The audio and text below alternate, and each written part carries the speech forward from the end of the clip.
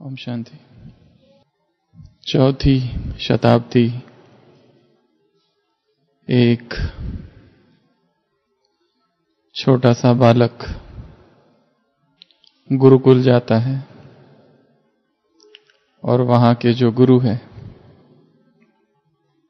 उनसे कहता है कि मैं इस गुरुकुल में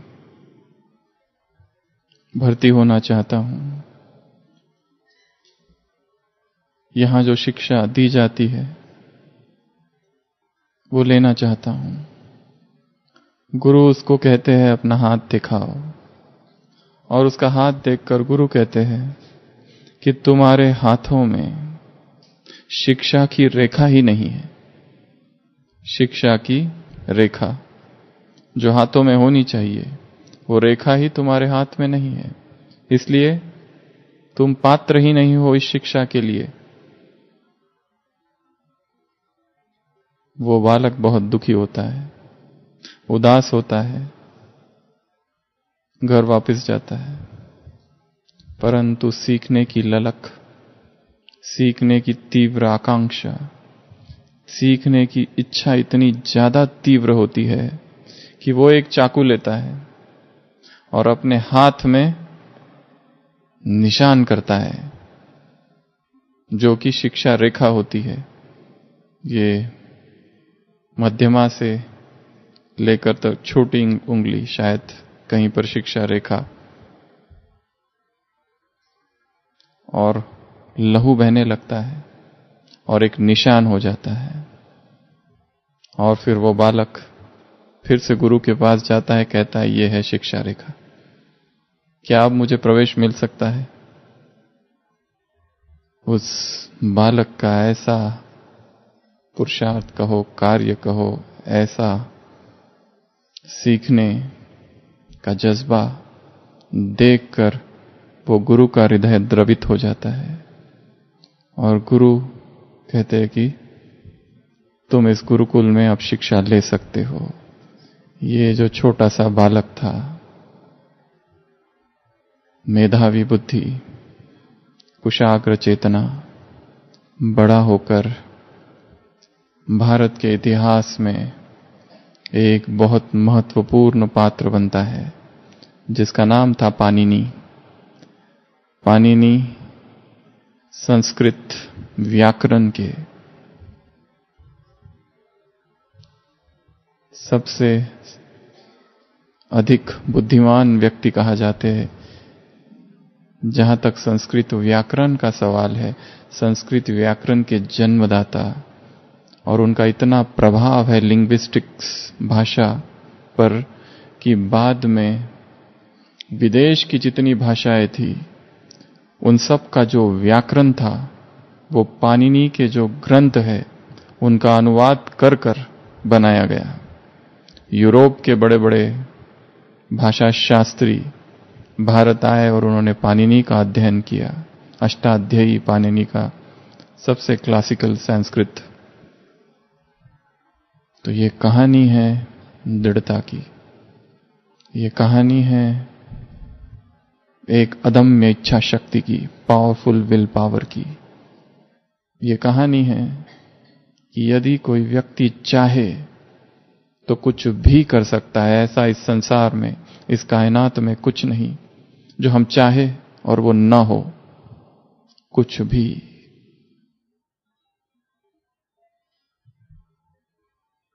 और हम ब्राह्मणों के लिए सबसे महत्वपूर्ण कार्य आज सुबह की साकार मुरली, बाप समान कैसा बनना? Ever pure. आत्मा पर छींटे पड़े हैं देहभान के, आत्मा मैली हुई है देहभान के गंदे पानी से। सुबह की मुरली में शब्द है, देवताओं के सामने जाते हैं और गाते हैं हम काले भूत है। तमो प्रधान बन गई आत्मा, काली बन गई आत्मा, जंजीरें बड़ी कड़ी है। बाप समझाते हैं, परंतु बच्चे खुद भी समझते हैं कि हम देहभान में फंसे हैं। बाप कहते हैं अब देहभान में न फंसो। मेरे में फंसो ना।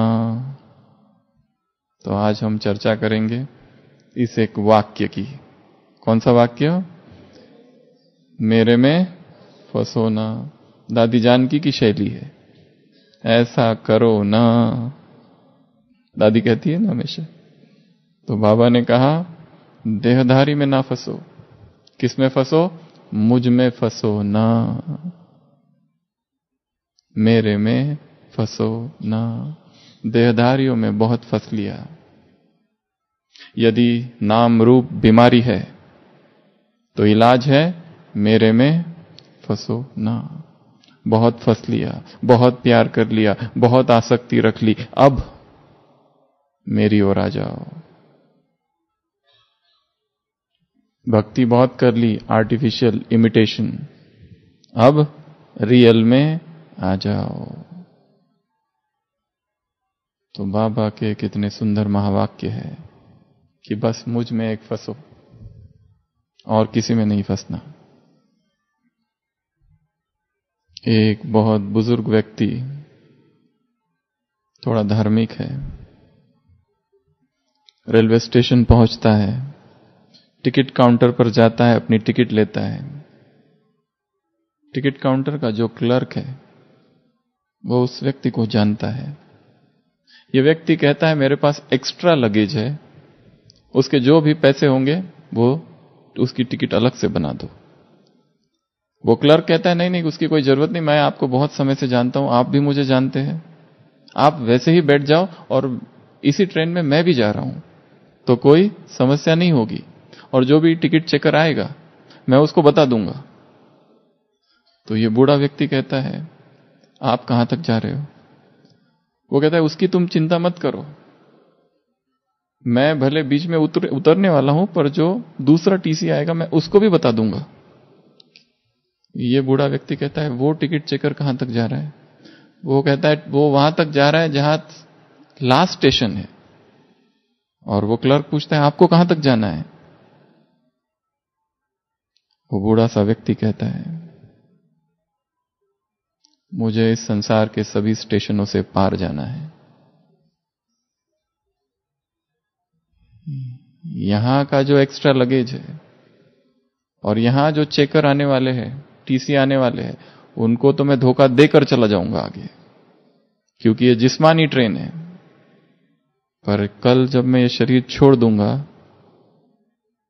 और परमात्मा के, खुदा के द्वार पर खड़ा रहूंगा, तब उसको क्या धोखा दे पाऊंगा? वो क्लर्क अवाक फटाफट टिकट बनाता है और थमा देता है। यहां तो धोखा दिया जा सकता है इसको उसको पहचान से, परंतु उधर क्या करेंगे जब खुदा के द्वार पर खड़े रहेंगे? चाहे अपने आप को फंसाना या किसी दूसरों को फंसाना या दूसरों में फंसना, तीनों ही बातें, अपने आप को फंसाना, किसी और को फंसाना या किसी में फंसना, यहां छूट जाएंगे, वहां क्या करेंगे? मैं निराकार, इन्वर्टेड कॉमा, अव्यक्त महावाक्य, सब कुछ जानता हूं। ऐसा किसी का कुछ भी नहीं जो मुझसे छिपा है। इसलिए नाम और रूप यदि बीमारी है और उसमें यदि हम सूक्ष्म रूप से भी फंसे हैं, तो इलाज एक ही है, मुझ में फंसो ना।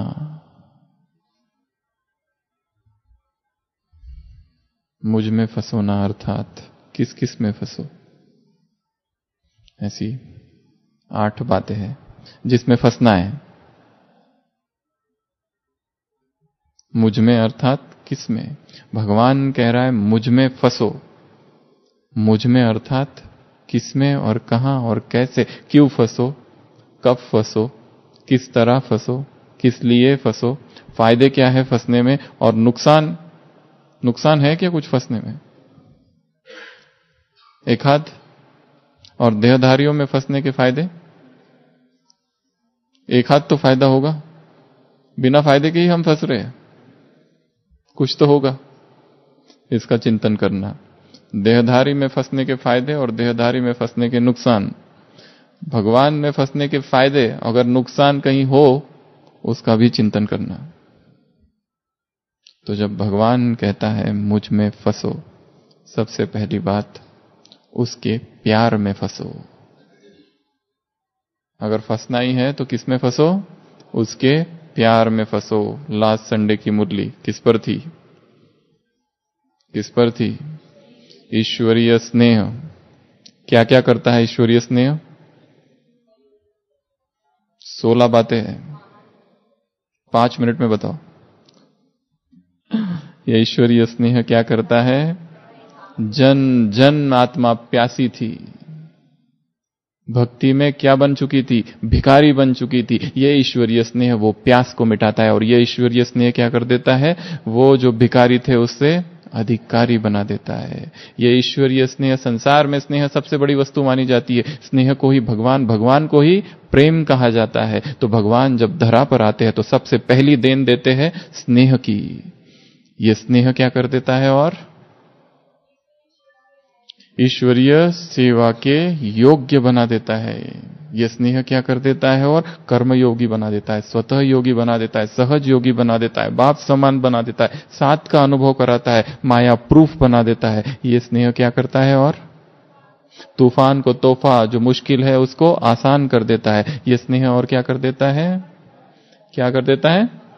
समर्थ बना देता है, साथी का अनुभव कराकर समर्थ बना देता है। ये ईश्वरीय स्नेह क्या करता है? मेहनत से मुक्त कर देता है। ये ईश्वरीय स्नेह क्या कर देता है?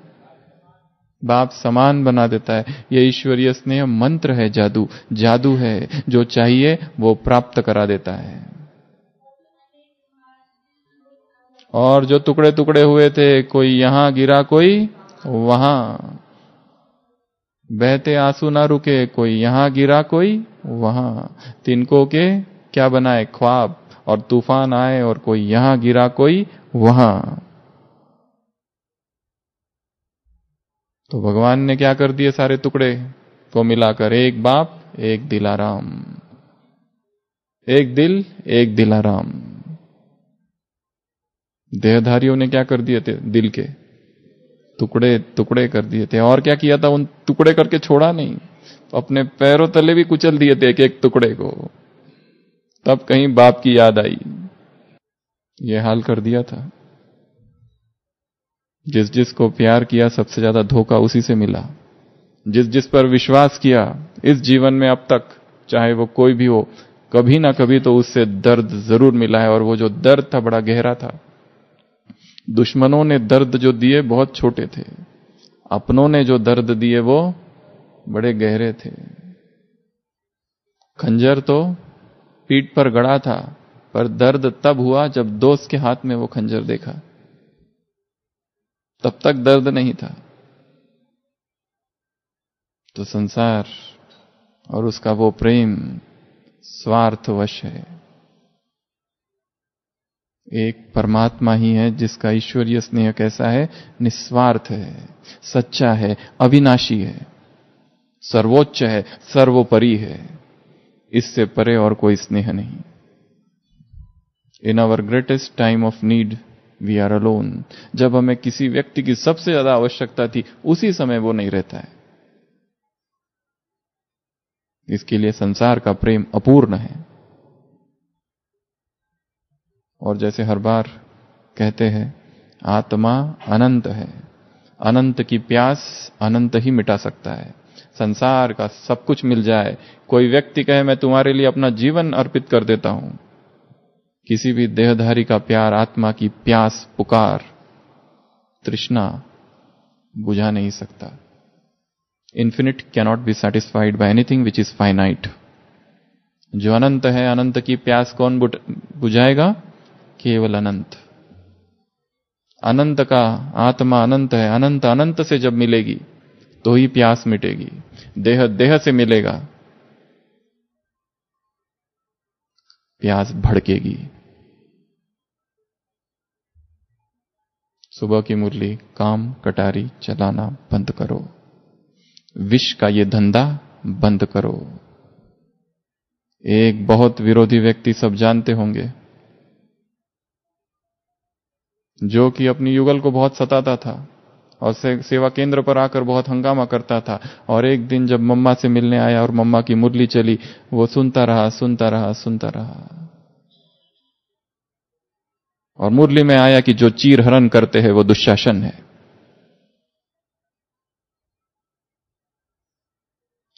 उसने कहा मुझे मम्मा से मिलना है मुरली के बाद।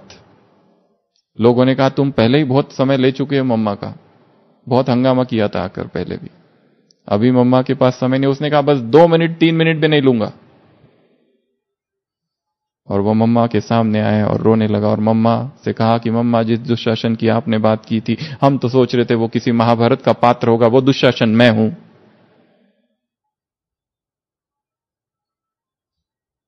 और आपके मुखारविंद से जो वाणी सुनी, उससे मेरी आत्मा जाग गई है,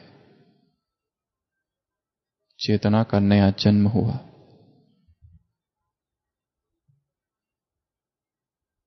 देहभान, देह की आसक्ति, देह के भोग, देह की वासना, देह के आकर्षण, देह का सौंदर्य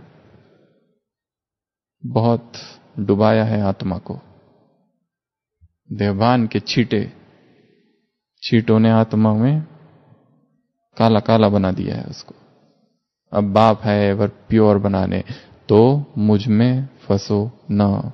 सबसे पहला किस में फंसना है? उसके प्रेम में फंसना है। उधर के प्रेम में फंस के देखा कैसा आवेग है, कैसा आवेश है। 2 व्यक्ति प्रेम करते, उनके बीच में कोई आ जाए तो मरने मारने को तैयार हो जाते हैं। अगर वो माँ बाप हो तो खुद मर जाएंगे, पर वो चाहिए मतलब चाहिए। बचपन से जिन माँ बाप के साथ रहे, एक धक से उनको भूल गए और भागने को तैयार।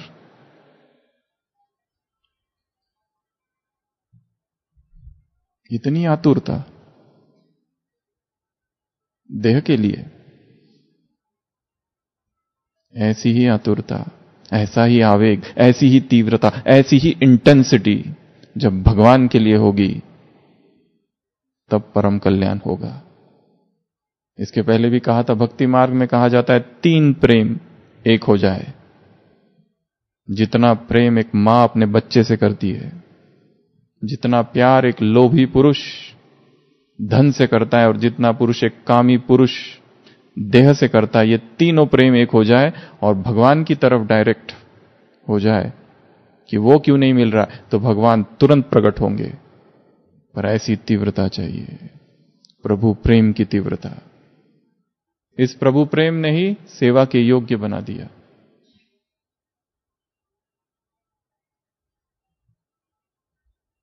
इस प्रभु प्रेम ने ही मधुबन निवासी बना दिया, मधुबन तक पहुंच गए केवल प्रेम ने। यहां इस यज्ञ में ऐसी अभी भी कितनी आत्मा होगी, उनको ज्ञान पता नहीं क्या है, कैसे आई है वो, केवल प्रेम की वजह से। इतना आकर्षण है इस प्रेम में, तो क्या ऐसा ही प्रेम हमारे हृदय में है उसके लिए?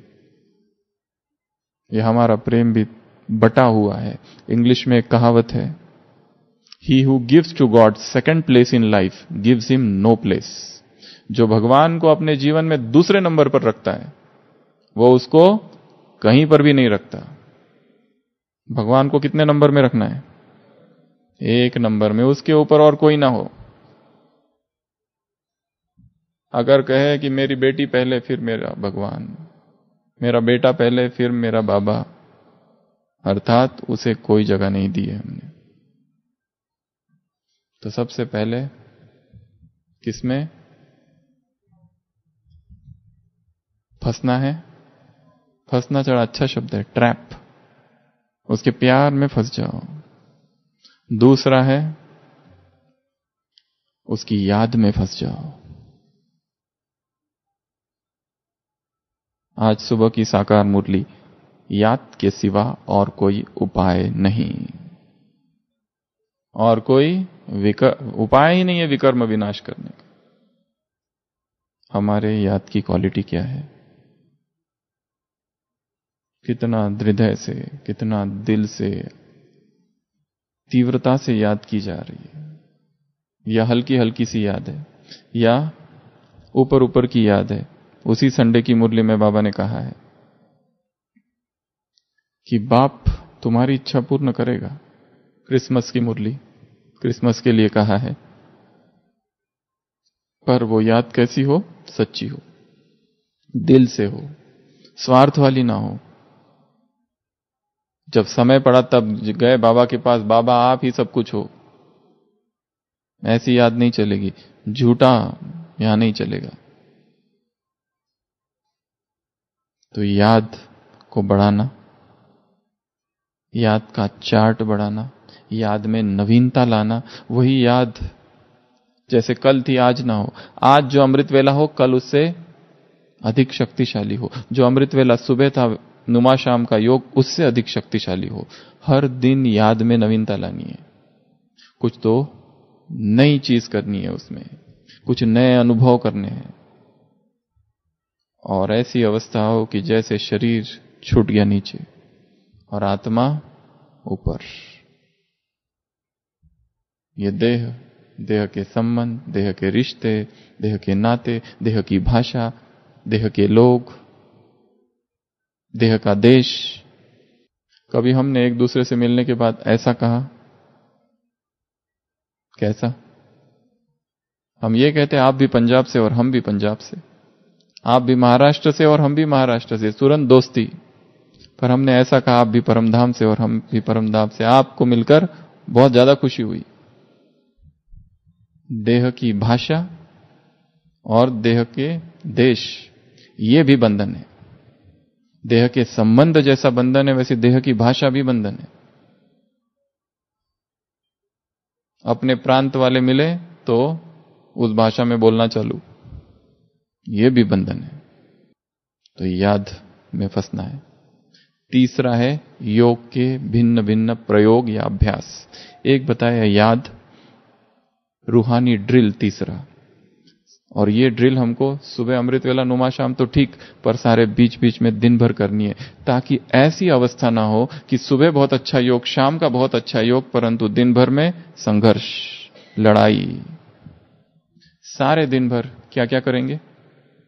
छोटे छोटे प्रयोग, जैसे अशरीरीपन का 1 सेकंड का अभ्यास। यहां से वहां तक जाना है, किचन तक जाना है, डाइनिंग तक जाना है, सकाश फैलाते हुए मुझ आत्मा से किरणें सब ओर फैल रही है संपूर्ण ज्ञान सरोवर में। या बीच में कोई स्लोगन दिखे, इंद्रियों का आकर्षण ही सभी दुखों की जड़, उसका चिंतन करते जाना। सुबह की मुरली का कोई पॉइंट, तुम वॉरियर्स हो योग बल वाले, चिंतन करते जाना। मेरे जैसा खुशनुमा इस संसार में और कोई नहीं, चिंतन करते जाना, वरदान। गफलत ना करना, किसी को दुख देना ये गफलत है। चिंतन करते जाना, सारे दिन भर चिंतन चलता रहे, थोड़ा थोड़ा थोड़ा, सारे दिन भर छोटे छोटे योग के प्रयोग। बीच बीच में अशरीरीपन मुझसे किरणें फैल रही है। ट्रैफिक कंट्रोल के 3 मिनट को 3 भाग में डिवाइड करना है। एक पहला मिनट, दूसरा मिनट, तीसरा मिनट। पहला आत्माभिमानी स्थिति, दूसरा शिव बाबा से कनेक्शन, और तीसरा सकाश। मैं आत्मा, कोई भी सामान उसके साथ जोड़कर, दूसरा मिनट उसके साथ मैं एक हो गया, और तीसरा मिनट मुझसे किरणें फैल रही है इर्द गिर्द। ट्रैफिक कंट्रोल, अपना ट्रैफिक कंट्रोल खुद ही बनाना है, और बीच बीच में कई सारे ट्रैफिक कंट्रोल करने हैं। आत्मिक दृष्टि का अभ्यास, ये सब कौन है? आत्मा है, सबका पार्ट है। आज की मुरली में बाबा ने एक नए व्यक्ति का पार्ट के बारे में बताई बात। कौन से? हमेशा कहते हैं हर आत्मा का अपना अपना पार्ट है, बाप का भी पार्ट है। आज एक नए व्यक्ति के बारे में बात बताई। कौन सी? माया का भी आधा कल्प का अपना पार्ट है।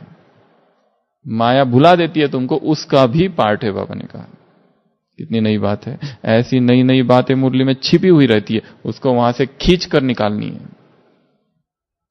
अलग रखनी है, और फिर उनके ऊपर चिंतन करना है। एक्सट्रैक्ट, खींच के निकालना, अलग करना, फिर उनके ऊपर बैठकर चिंतन करना। ये क्या कहा? शब्दार्थ क्या है, भावार्थ क्या है, वाक्यार्थ क्या है, और गुणार्थ क्या है। ये 4 बातें हर मुरली से निकालनी है। एक एक शब्द का अर्थ क्या है, वाक्यार्थ, भावार्थ, क्योंकि भाव कुछ और होते हैं कई बार, वाक्य का पूरा वाक्य का क्या अर्थ है, और गुणार्थ, उसमें का गुह्य अर्थ क्या है, हर मुरली से।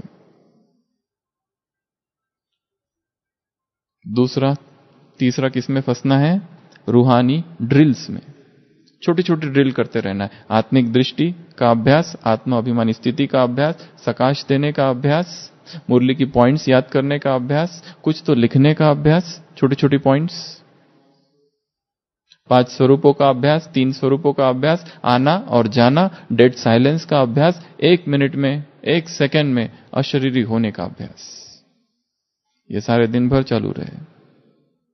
और कब चालू रहे, जब अति व्यस्तता हो कर्म की, बहुत ज्यादा बिजी है। अव्यक्त महावाक्य इन्वर्टेड कॉमा 1979 की मुरली। अति के समय अंत का अभ्यास करो। अति अर्थात बहुत ज्यादा व्यस्तता है, बहुत बिजी है, बहुत बिजी है। उस बिजी में भी, बिजी होते हुए भी छोटी छोटी ड्रिल चालू। ऐसा ना हो कि पूरी ड्रिल समाप्त हो जाए, सीधा 6 घंटे के बाद जाग आए कि बाबा भी कुछ है और ये उसकी सेवा थी जो कि करते समय भूले हुए थे। तो तीसरा किसमें फंसना है, उसके रूहानी ड्रिल्स में। चौथा उसके ज्ञान में फंसना है। उसके ज्ञान में फंसना अर्थात उसकी मुरली में फंसना। उसकी मुरली में फंसना अर्थात सेंटर क्लासरूम में गए, मुरली सुनी, पॉइंट्स नोट किए और आ गए। यह है पुरानी चाल। इस चाल को बदलना पड़ेगा। यहां तक ही सीमित नहीं रहना है, उसको आगे बढ़ाना है। मुरली का चिंतन, मुरली का अध्ययन, मुरली का चिंतन, मुरली की पॉइंट्स लिखना, मुरली को डिस्कस करना, एकांत में जाकर उसका मनन करना। यहां इस ज्ञान सरोवर प्रांगण में जैसा एकांत है, और यज्ञ में किसी और जगह होगा। जैसा निसर्ग का सौंदर्य यहां है, और कहीं नहीं है। इतना एकांत है यहां पर। इतने अलग अलग स्थान बने हुए हैं इसी परिसर में। कहीं पर भी जाकर बैठना और चिंतन करना कि ये क्यों कहा, किस अर्थ से कहा, अच्छा ये जो कहा इसका मेरे जीवन में, इसको मैं कैसे लाऊं। सोचना, अपने आप से बात करना, बाबा से बातें करना और ज्ञान का चिंतन करना। 3 चीजें रोज होनी चाहिए, कंपलसरी। अपने आप से बातें, हे मेरे मन, अरे मूर्ख मन क्या कर रहा है। आज कितनी बार मुरली में याद दिलाया, तुम्हारा उद्देश्य क्या है, तुम्हारा लक्ष्य क्या है। इन लक्ष्मी नारायण जैसा बनना है। मैं कितना बना हूं। जोड़ी के बारे में बोला ना, जोड़ी नहीं बनती है इधर। दिव्य गुण धारण करेंगे, याद करेंगे, तब जोड़ी बनेगी। मुरली की पॉइंट्स बुद्धि में गूंजती रहे।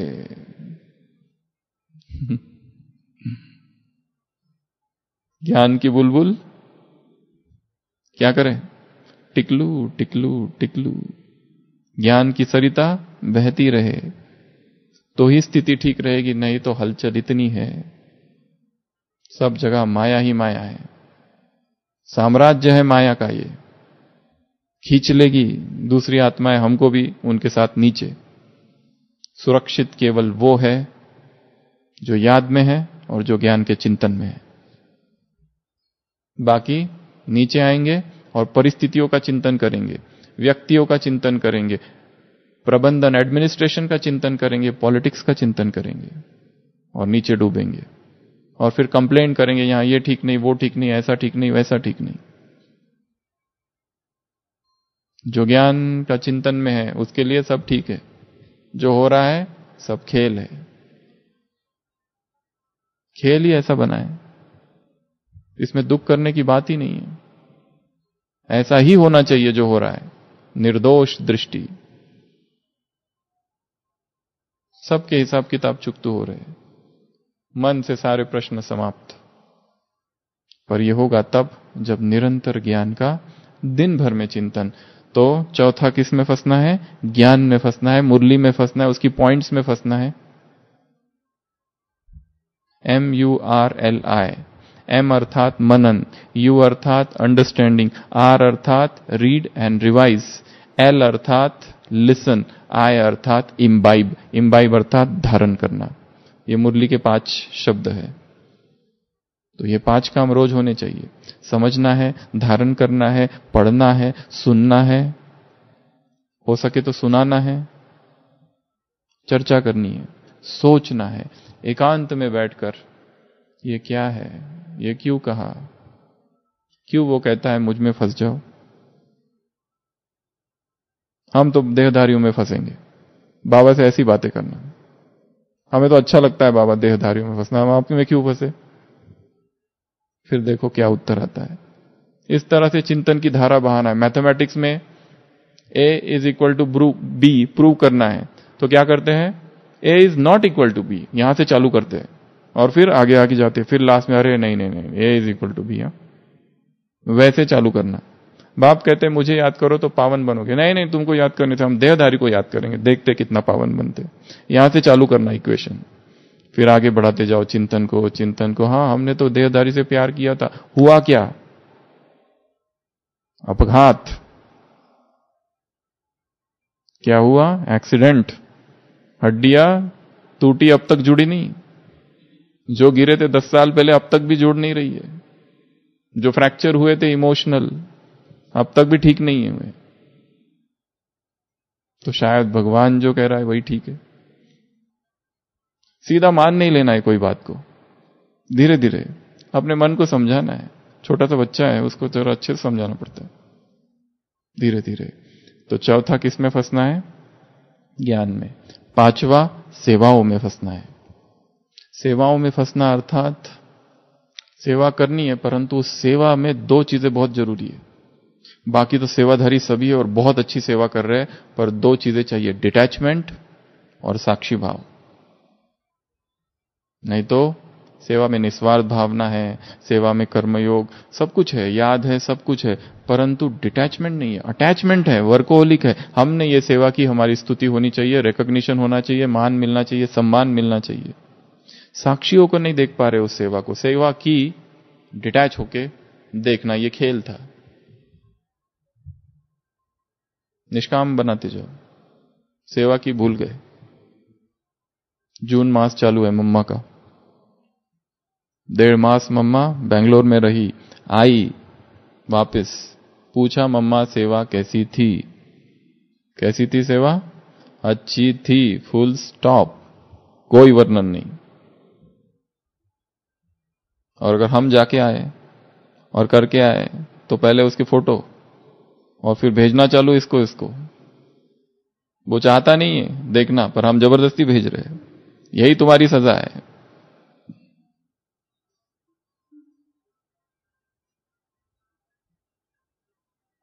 कोई पूछे क्या सेवा की तो क्या कहना, कैसी सेवा थी, अच्छी थी, बस ये मम्मा का पॉइंट पकड़ लो, अच्छी थी फुल स्टॉप। वो कहेगा और बताओ, और क्या बताना है, अच्छी थी बस, और क्या करना है।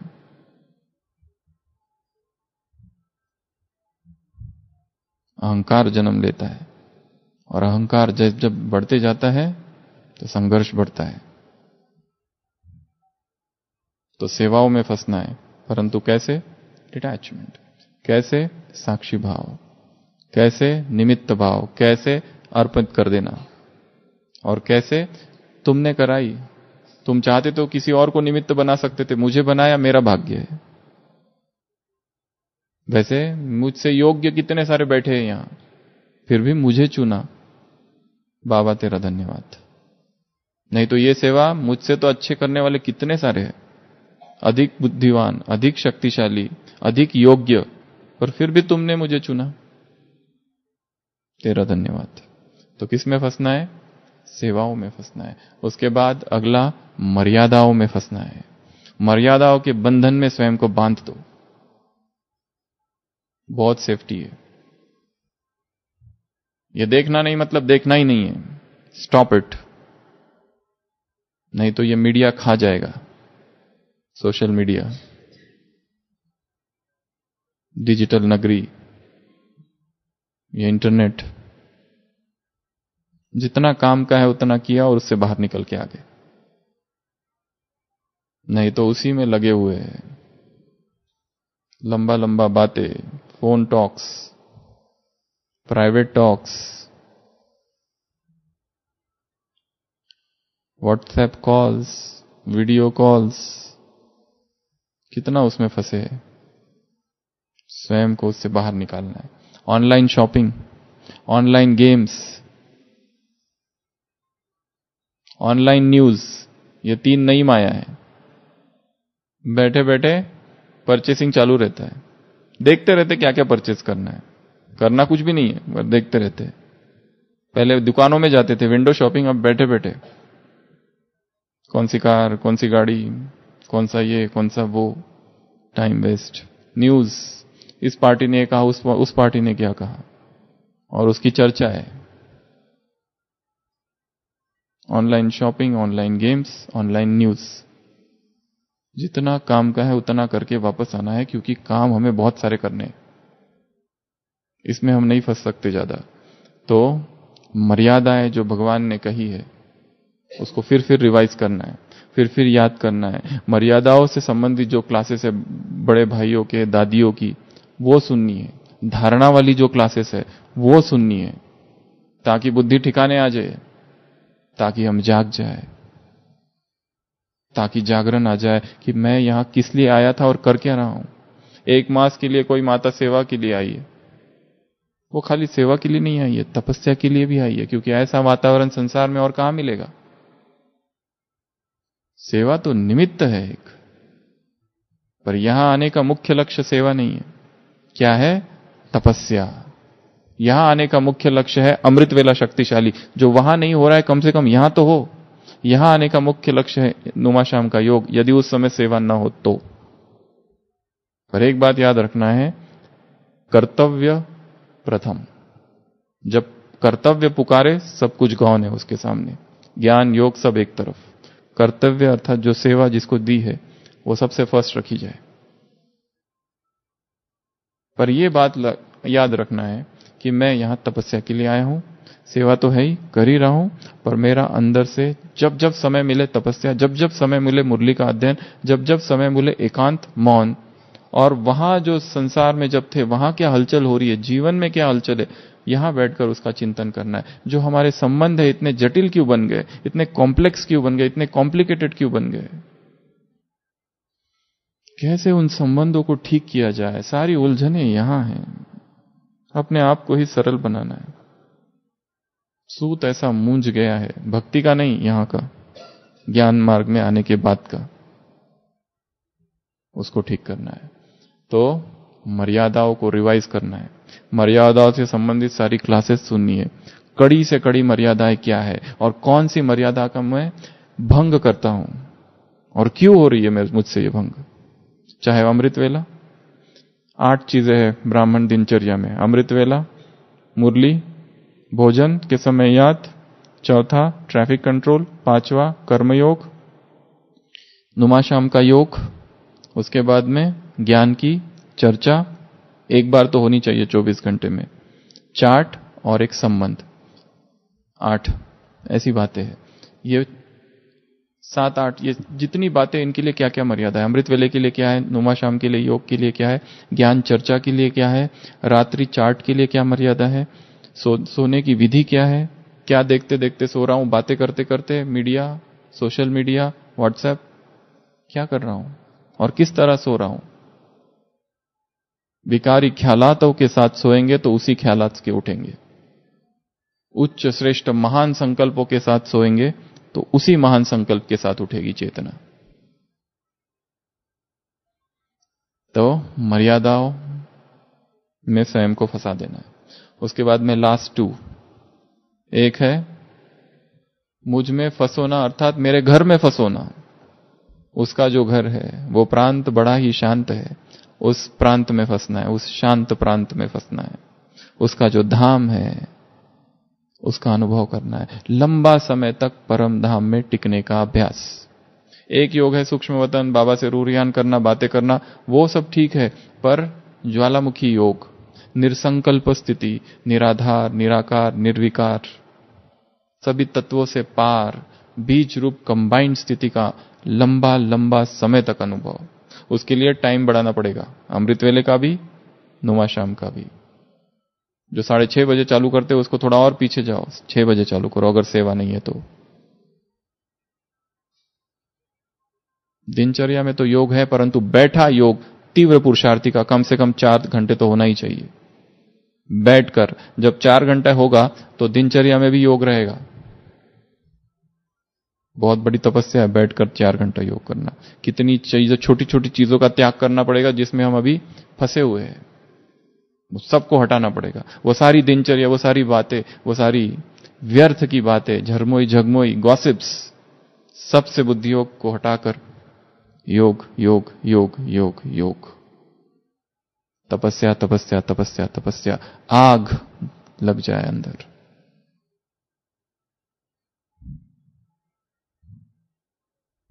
आग चाहिए, आग। आग को जलानी है माचिस से। तीली चाहिए वैराग की और तपस्या की माचिस, तब प्रचंड अग्नि भपकेगी। फिर उसके बाद किसमें फंसना है? उसके राजधानी में, सतयुग के ख्वाबों में फंसना है। ख्वाब देखने हैं सतयुग के, अच्छा ख्वाब है। लोगों को ख्वाब देखना पसंद है ना, डे ड्रीमिंग, दिवा स्वप्न। दिन में सब तारे देखना, दिन में तारे नहीं, सॉरी दिन में स्वप्न देखना। वैसे इमेजिन करते जाना, सतयुग में ये ऐसा होगा, वो वैसा होगा, ये कैसा होगा, वो कैसा होगा, उसके ख्यालातों में रहना तो अपने आप पवित्रता आएगी। वो सतयुग के संस्कार जो इतने दूर है, हम यहां हैं, 5000 साल का अंतर, वो जागरण होगा उनका।